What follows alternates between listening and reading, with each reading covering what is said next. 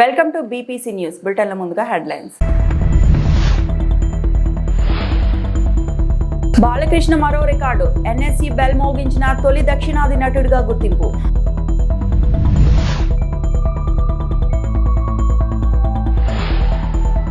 ఏపీలో అభివృద్ధిని చంద్రబాబు పరుగులు తీయిస్తున్నారు, తెలంగాణ మాజీ మంత్రి మల్లారెడ్డి.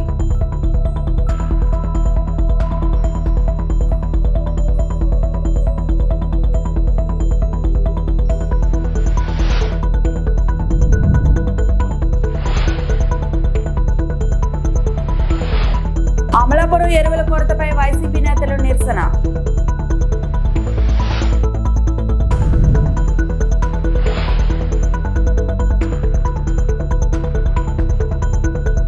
ప్రముఖ సినీ నటుడు నందమూరి బాలకృష్ణ ఖాతాలో మరో రికార్డు చేరింది. ముంబైలో నేషనల్ స్టాక్ ఎక్స్చేంజ్ బెల్ ను మోగించిన తొలి దక్షిణాది నటుడిగా నిలిచారు. అధికారుల ఆహ్వానం మేరకు ఎన్ఎస్సీని బాలకృష్ణ సందర్శించారు. వారి విజ్ఞప్తి మేరకు అక్కడ ఏర్పాటు చేసిన ఎన్ఎస్సీ బెల్ ను మోగించారు. సంబంధిత ఫోటోలు, వీడియోలు నెట్టింట అందరినీ దృష్టిని ఆకర్షిస్తున్నాయి. ఈ గౌరవంపై బాలకృష్ణ అభిమానులు హర్షం వ్యక్తం చేస్తున్నారు. కొన్ని రోజుల క్రితమే ఆయనకు వరల్డ్ బుక్ ఆఫ్ రికార్డ్స్ లో చోటు దక్కిన సంగతి తెలిసిందే.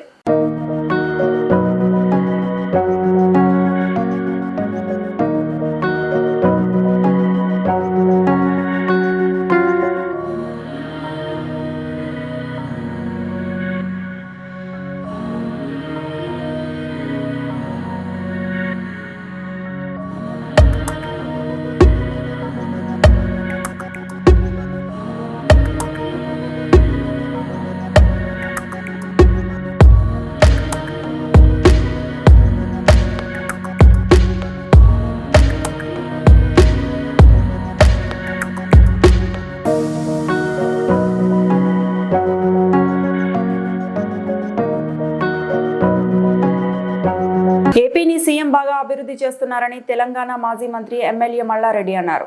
ఏపీకి ప్రధాని మోదీ లక్షల కోట్లు కేటాయిస్తున్నారని చెప్పారు. అభివృద్ధిని చంద్రబాబు పరుగులు తీయిస్తున్నారన్నారు. మంగళవారం ఉదయం తిరుమల శ్రీవారిని ఆయన దర్శించుకున్నారు. ఈ సందర్భంగా మీడియాతో మల్లారెడ్డి మాట్లాడారు.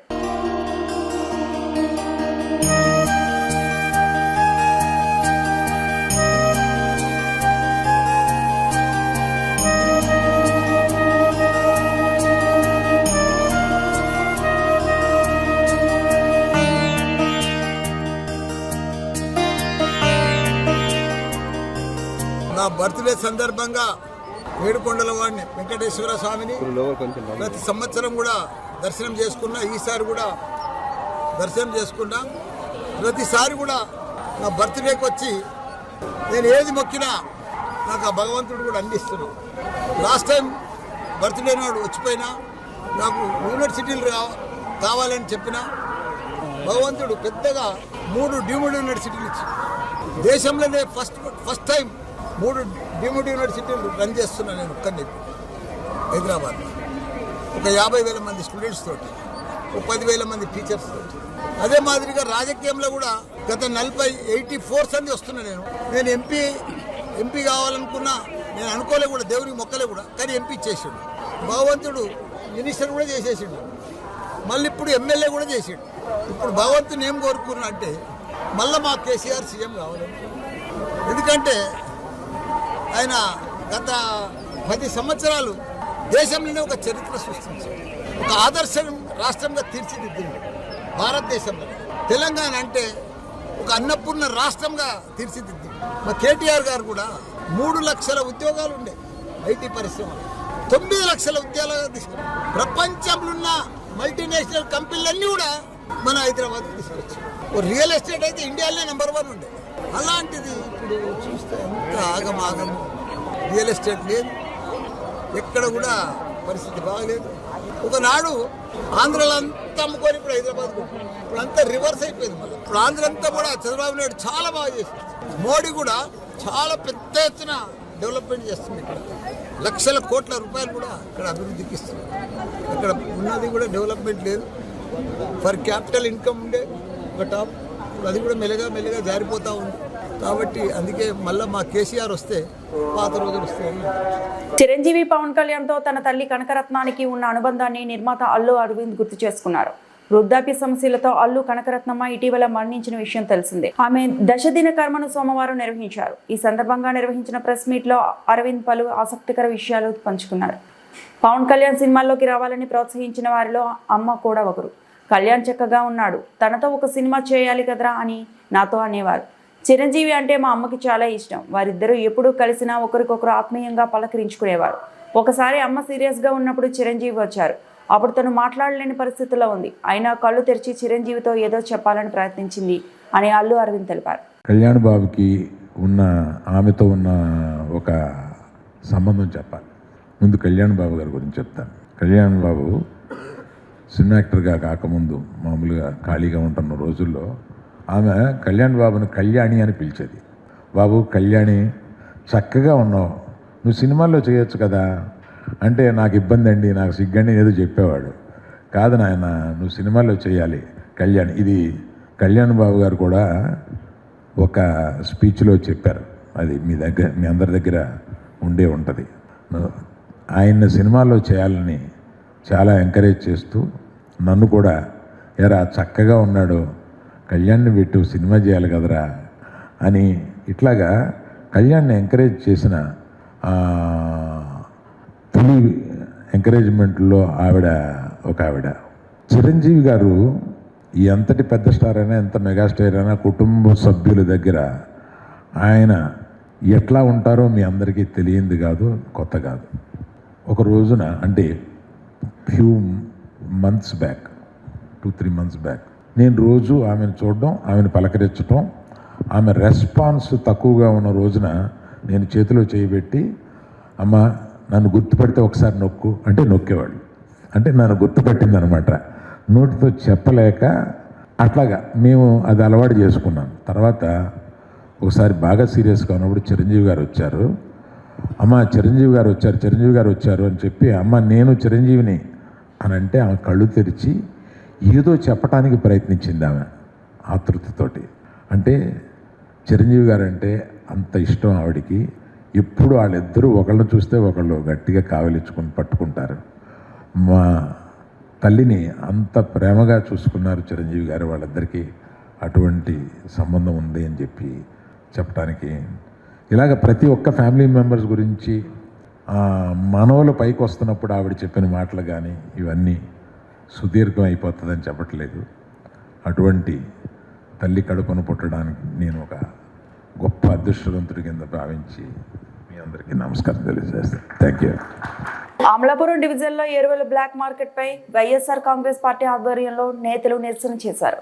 యూరియా వంటి కీలక ఎరువులకు కృత్రిమ కొరత సృష్టించి బ్లాక్ మార్కెట్లో అధిక ధరలకు విక్రయిస్తున్నారని వైసీపీ నేతలు ఆగ్రహం వ్యక్తం చేశారు. రైతుల సమస్యలు పట్టించుకోవాలని డిమాండ్ చేస్తూ బట్నవెల్లి నుండి అమలాపురం ఎర్రవంతెన వరకు వైసీపీ నాయకులు కార్యకర్తలు భారీ ర్యాలీ నిర్వహించారు. అనంతరం అమలాపురం ఆర్డీఓ మాధవికి వినతి పత్రం సమర్పించారు.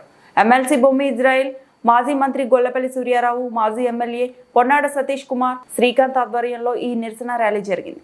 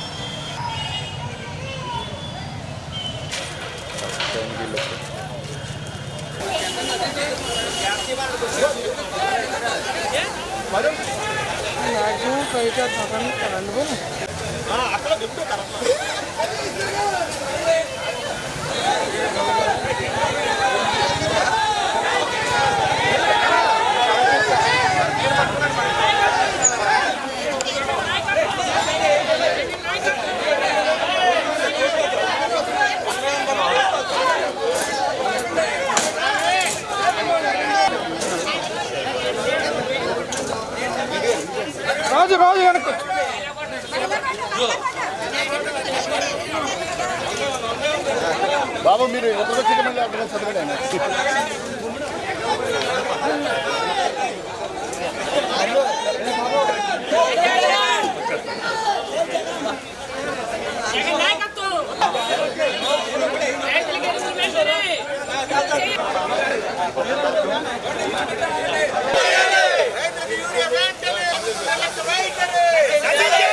రైతుల పట్ల ప్రభుత్వం నిర్లక్ష్య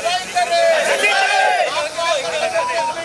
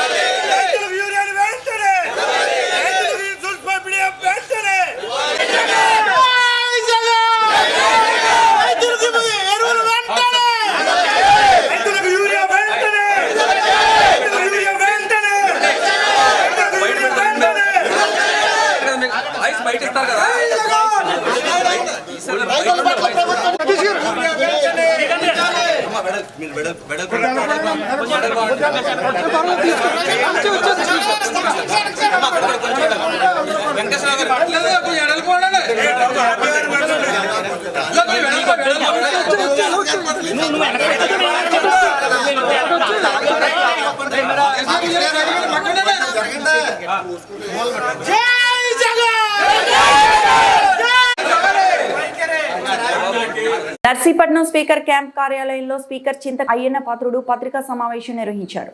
ఈ కార్యక్రమంలో తాండవ రిజర్వాయర్ చైర్మన్ కరక సత్యనారాయణ, గొలుగుంట మండల పార్టీ సీనియర్ నాయకులు అడగర నాని బాబు పాల్గొన్నారు. ఈ సందర్భంగా స్పీకర్ మాట్లాడుతూ సకాలంలో వర్షం పడటంతో ఎప్పుడూ లేని విధంగా రైతులు వరి నాటు వేసుకున్నారని తెలిపారు. నియోజకవర్గంలో చివరి రైతు వరకు నీరు అందేలా కాలువలు శుభ్రపరిచే చర్యలు చేపట్టినట్టు తెలిపారు. కొంతమంది రైతులు తప్పుదోవ పట్టించే విధంగా వ్యవసాయం గురించి తెలియని వారు కూడా వ్యవసాయం గురించి మాట్లాడుతున్నారని విమర్శించారు. నర్సీపట్నం నియోజకవర్గంలో 4 మండలాల్లో 10,274 హెక్టార్లో పంటలు సాగుతున్నాయని, వాటికి 25,685 ఎకరాల మేరకు యూరియా అవసరమని వివరించారు. ఒక ఎకరానికి సగటు 75 కిలోల యూరియా అవసరం ఉంటుందని, నిర్ణీత స్థాయిలో 3 విడతలుగా రైతులకు పంపిణీ చేశామని చెప్పారు. విత్తనం వేసిన 15 రోజులకు 25 కేజీలు గడ్డి నివృత్తి చేసిన తర్వాత మరో 25 కేజీలు పంట పండిన సమయంలో 3వ విడతగా 25 కేజీలు ఇవ్వబడతాయని తెలిపారు. మొత్తం 25,685 ఎకరాల కోసం 1926 మెట్రిక్ టన్నుల యూరియా అవసరమవుతుందని చెప్పారు. నమస్కారం అండి. ఇవాళ ఒక ముఖ్యమైన విషయంతో ప్రెస్ మీట్ పెట్టాలని ఉద్దేశించి మీ అందరినీ పిలిపించడం జరిగింది. ఈవేళ రైతులకి మంచి సీజన్ మీ అందరికీ తెలుసు. సమయంలో వర్షాలు పడ్డాయి. ఎప్పుడూ లేని విధంగా రైతులు హ్యాపీగా వరి నాట్లు వేసుకున్నారు. రెండోది ఏంటంటే నర్సీపట్నం నియోజకవర్గంలో మనకున్న తాండవ కానీ రమణాపల్లి కానీ రిజర్వాయర్లు ముందుగానే మేము మేలుకొని కాలువలు శుభ్రం చేయడం, కాలువలు లోతు చేయడం వల్ల చాలా సంవత్సరాల నుంచి చివరి వరకు అందని నీరు ఈరోజు చివరి వరకు రైతులకు అందింది. అందుచేత దానికి తోడు వర్షాలు కూడా రావడం అని జరగడంతో రైతులు చాలా సంతోషంగా వరి నాట్లు వేసుకున్న సంగతి మీ అందరికీ తెలుసు. మరి ఈవేళ కొంతమంది ఈ రైతులకి గురించి తప్పుదావ పట్టించే ప్రయత్నాలు చేస్తున్నారు. అది నేను ఒక 5-6 రోజుల నుంచి పేపర్లో కానీ టీవీలో కానీ చూస్తాను. ఇది చాలా తప్పుడు ప్రచారం. ఇంకేదంటే కొన్ని వాస్తవాలు కూడా మనం తెలుసుకోవాల్సిన అవసరం ఉంది. వ్యవసాయం గురించి తెలియని వాళ్ళు కూడా వ్యవసాయం గురించి మాట్లాడుతున్నారు. మాట్లాడిన నాయకులు ఎవరికైనా వ్యవసాయం గురించి తెలుసండి? దొంగ వ్యాపారాలు దోపిడీలు చేసుకున్న వాళ్ళకి వ్యవసాయం గురించి ఏం తెలుస్తుందండి? చాలా తప్పు చేస్తున్నారు. ఇవాళ కొన్ని వాస్తవాలు మీకు చెప్పవలసిన అవసరం ఉంది. ఇవాళ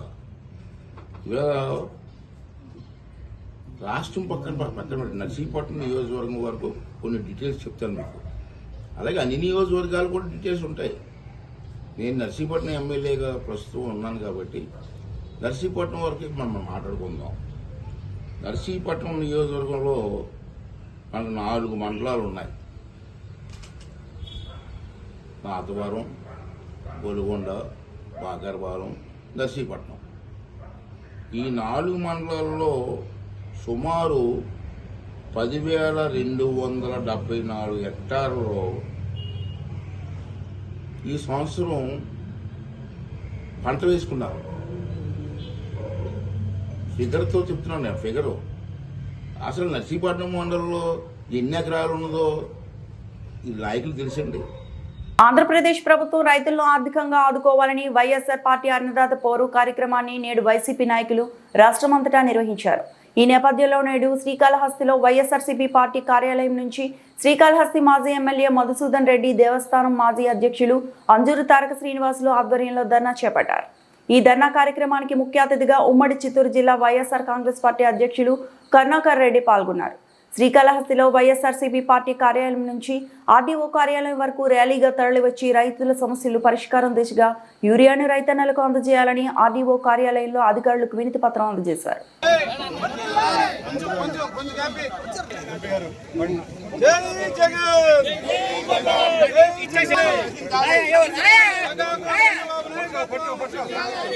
రైతుల ద్రోహి చంద్రబాబు రక్షించాలి. రైతుల ద్రోహి చంద్రబాబు రక్షించాలి. రైతుల ద్రోహి చంద్రబాబు రక్షించాలి. రైతు సార్ జిందాబాద్. మనం కూడా వెనక జై జగన్ జై జగన్ జై జగన్ జై జగన్. ఈ రాష్ట్రంలో రైతుల వెతలు అన్నీ ఇన్ని కావు, మీకు ప్రత్యేకంగా చెప్పవలసినటువంటి అవసరం లేదు. కానీ రాష్ట్ర వ్యాప్తంగా రైతులకు గిట్టుబాటు ధరలు లేకపోవటం ఒకటి, మరోవైపున వ్యవసాయానికి అత్యంత ముఖ్యమైన యూరియా ఇతర ఎరువులు దొరకటంలో ప్రభుత్వం తన విధానాల వలన పూర్తిగా వైఫల్యం చెందిన కారణంగా యూరియా పెద్ద ఎత్తున దళారీల చేతుల్లోకి వెళ్ళి ప్రభుత్వ యూరియా కూడా, ప్రభుత్వం సరఫరా చేయాల్సినటువంటి యూరియా కూడా దళారుల చేతుల్లోకి వెళ్ళి 250 రూపాయలకు మించి దాదాపు 400 రూపాయల మేర యూరియా అదనంగా బ్లాక్ మార్కెట్లో కొనుక్కునేటువంటి పరిస్థితి దాపురించింది. ప్రతిరోజు కూడా ఏ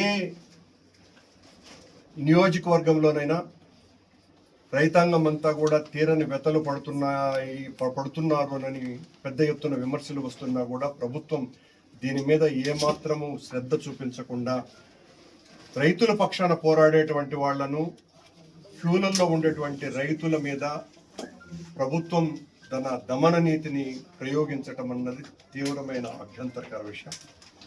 ఈ రోజున మా పార్టీ, మా నాయకుడు పూర్వ ముఖ్యమంత్రి జగన్మోహన్ రెడ్డి గారి నాయకత్వంలో రైతులు పడుతున్నటువంటి వ్యతలని, ఆవేదనని, వాళ్ళ బాధని, వాళ్ళ ఆర్తిని మీ ద్వారా ప్రభుత్వానికి తెలియజెప్పాలన్నటువంటి ఉద్దేశంతో మొత్తం అన్ని వర్గాల ప్రజలు కలిసి రావటం జరిగింది.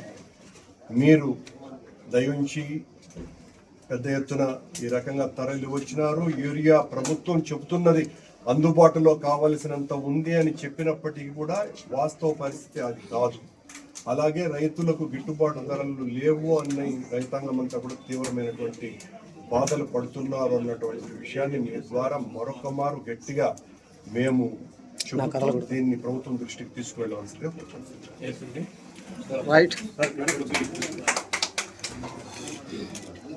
11 నెలలుగా పెండింగ్ లో ఉన్న ఇమాం మౌజన్ల గౌరవ వేతనాలను వెంటనే చెల్లించాలని డిమాండ్ చేస్తూ అంబేద్కర్ కోనసీమ జిల్లా కేంద్రం అమలాపురంలో జిల్లా కలెక్టర్ కార్యాలయం ఎదుట ముస్లిం నేతలు, జిల్లా మైనారిటీ సెల్ అధ్యక్షుడు షేక్ అబ్దుల్ ఖాదర్ ఆధ్వర్యంలో సోమవారం నిరసన కార్యక్రమం చేపట్టారు. ఈ సందర్భంగా ఆయన మీడియాతో మాట్లాడుతూ కూటమి ప్రభుత్వం అధికారం చేపట్టిన తర్వాత గత 11 నెలలుగా మత పెద్దలకు ఇచ్చే గౌరవ వేతనాలను ఇవ్వకుండా నిలుపుదల చేశారని అన్నారు. జగన్ హయాంలో ఎప్పుడూ ఇలా జరగలేదని పేర్కొన్నారు.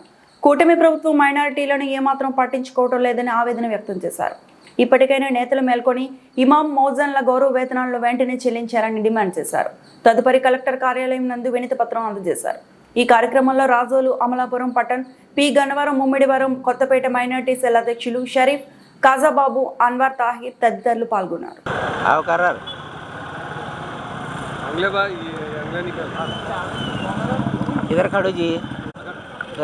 లైన్ అగలదీస్తా. ఇమాం మౌజన్ల గౌరవ వేతనాలు వెంటనే చెల్లించాలి. ఆంధ్ర రాష్ట్రంలోని ఇమాం మౌజన్ల వేతనాలు వెంటనే చెల్లించాలి. ఇమాం మౌజన్ల గౌరవ వేతనాలు వెంటనే చెల్లించాలి. ఇమాం మౌజన్ల గౌరవ వేతనాలు వెంటనే చెల్లించాలి. ఇమాం మౌజన్ల గౌరవ వేతనాలు వెంటనే చెల్లించాలి. ఆంధ్ర రాష్ట్రంలోని ఇమాం మౌజన్ల గౌరవ వేతనాలు వెంటనే చెల్లించాలి.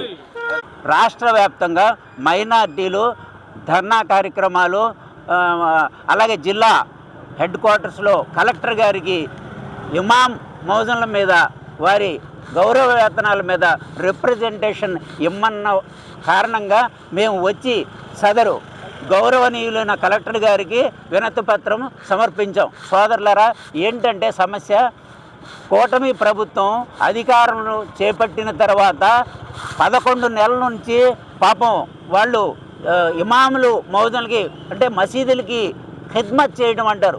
ఖిద్మత్ చేసే వాళ్ళకి మత గురువులు వాళ్ళకి పాపం ఏమీ లేని వాళ్ళకి గౌరవ వేతనం ఇచ్చి జగన్మోహన్ రెడ్డి గారు ఒక్క నయా పైసా కూడా బకాయికి లేకుండా ఇచ్చి వెళ్ళారు. కూటమి ప్రభుత్వం వచ్చిన తర్వాత వాళ్ళకి ఇప్పటివరకు 11 నెలల బకాయిలు, ఎప్పుడైతే ఎలక్షన్స్కి 3 నెలలతో కలిపి జనవరి నుంచి సెప్టెంబర్ వరకు ఇవాళ వరకు మొత్తం 8 + 3 11 నెలల బకాయిలు ఉన్నాయి. వీరు అధికారంలో రావడానికి ముస్లిమ్స్కి మొహమ్మదీయులకి ఎన్నో రకాల వాగ్దానాలు చేశారు. మేము వస్తే మీకు అన్నీ చేస్తాం, ఇది చేస్తాం, అది చేస్తామని ఏదీ చేయలేదు ఇప్పటి వరకు ముస్లిమ్స్కి. ఆ రోజు రాజశేఖర రెడ్డి గారు 4% రిజర్వేషన్స్ ఇచ్చి మైనార్టీలను గుర్తించి వారి ఆర్థిక సామాజిక రంగాల్లో వారు పురోభివృద్ధికి పాటుపడ్డారు. ఆ రోజుల్లో 13,000 మంది ముస్లిం విద్యార్థులు MBBS అయితే MBA అయితే ఇంజనీరింగ్ అయితే ఎంతోమంది చదువుకున్నారు, చేయూతనిచ్చారు. అలాగే జగన్మోహన్ రెడ్డి గారు వచ్చిన తర్వాత ప్రతి విద్యార్థికి ప్రతి ఆడపడుచుకి ముస్లిం ఆడపడుచులకి రకరకాల సౌకర్యాలు కలుగజేసి అమ్మ ఒడిలో కానీ విద్యా దీవెనలో కానీ వీళ్ళ పట్టాల్లో కానీ మొత్తం వారు అన్ని పథకాల్లో కలిపి మైనార్టీలకి ఏకంగా 26,000 కోట్లు వారు దిగే నాటికి మైనార్టీలు ఖర్చు చేసిన ఘనత జగన్మోహన్ రెడ్డి గారిది.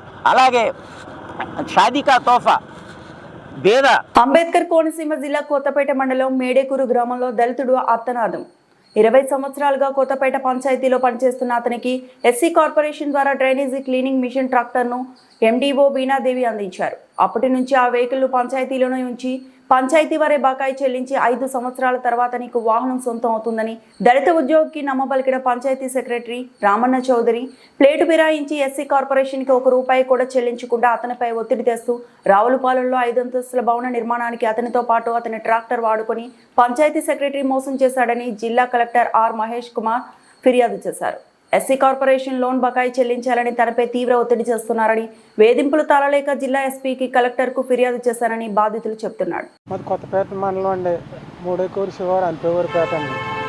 గ్రామ కాపస్టుండి ఎస్సీ మాల కొలొస్తుండండి. నేను కొత్తపేట పంచాయతీలో 20 సంవత్సరాల నుంచి చేస్తున్నానండి.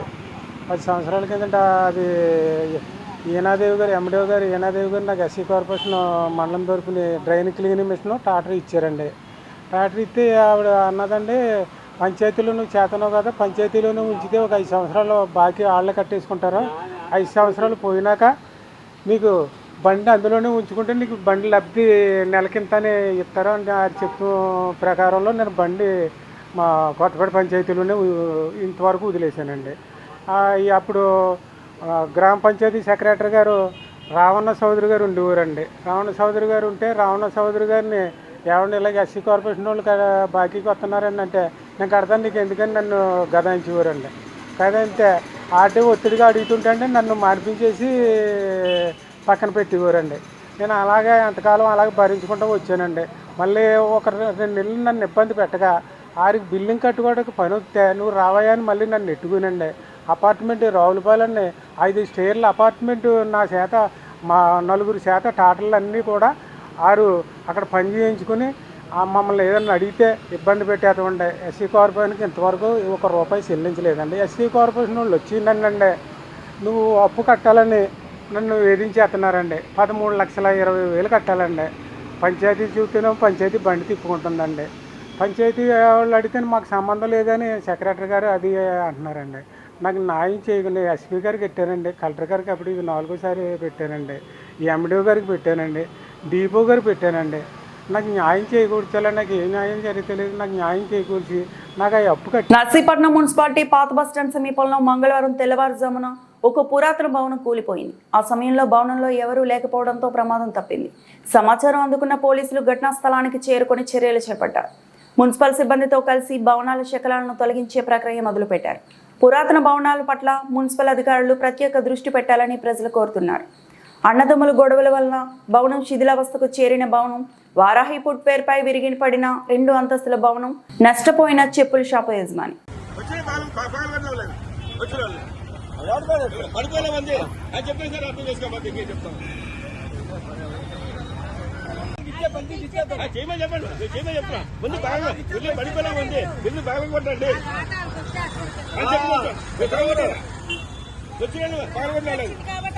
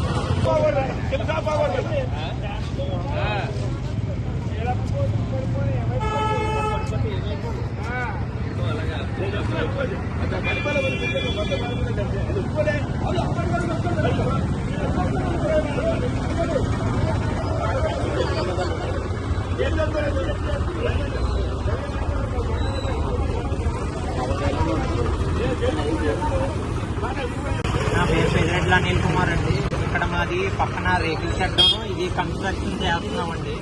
నేను పొద్దున్న రాబోతుకి బిల్డింగ్ పడిపోయి ఉన్నదండి. తెల్లవారుజామున పడిపోయింది 3:30కి. మేము ఎన్నోసార్లు పక్కన చెప్పామండి అది కన్స్ట్రక్షన్ చేస్తున్నాము, పాత బిల్డింగ్ మా రేకుల షెడ్ మేము పడిపోతుంది, మీరు అది పడగొట్టండి అంటే చాలాసార్లు నిర్లక్ష్యంగా ఉండి కూడా అది 5గురు వాటా అండి. అన్నదమ్ముల వాటా వల్ల వాళ్ళు నిర్లక్ష్యంగా ఉండి మాకు ఇప్పుడు ఆ రేకుల షెడ్ అంతా మొత్తం పాడైపోయిందండి. దానివల్ల మాకు 30 లక్షల వరకు లాస్ వచ్చిందండి. అది ఆ షెడ్లో మా ఊరి చెప్పుల షాప్ అండి. చెప్పులు అవి ఉంటాయండి. మేము సుమారు 30 లక్షల వాల్యూ తాలూకా మెటీరియల్ అంతా పోయిందండి. మొన్నే దసరా అని చెప్పి మేము మెటీరియల్ అవి ఎంచుకున్నామండి. ఆ మెటీరియల్ అంతా లాస్ పోయిందండి. మొత్తం షెడ్ అంతా పాడైపోయింది. కొద్దిగా అదేదో మాకు న్యాయం చేయవలసిందిగా కోరుకుంటున్నాం.